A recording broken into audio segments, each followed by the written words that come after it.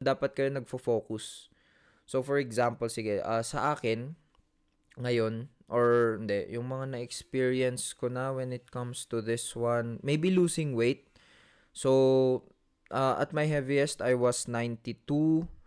Tapos ang sinet kong goal I have to reach 86. 86 lang nun nung una.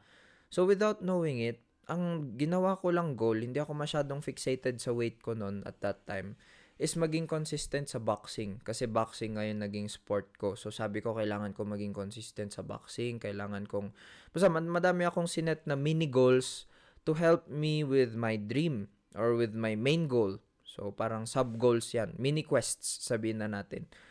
So, yun.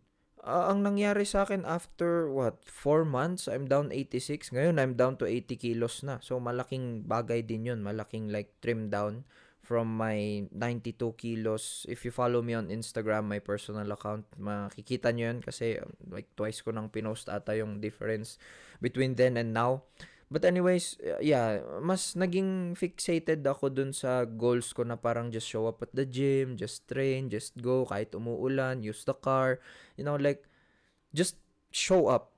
Do those mini goals na sinet ninyo kasi in the future, matutulungan din naman kayo ng goals na sinet ninyo. So that's an experience on my end and that's my advice to you people. Another example would be maybe gusto mong makaipon ng 50,000 in the bank. That's an achievement.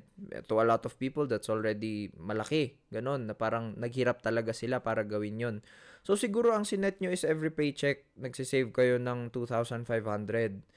So sabihin na nating after 10 months, meron na kayong 25. After 20 years, ay 20 months, meron na kayong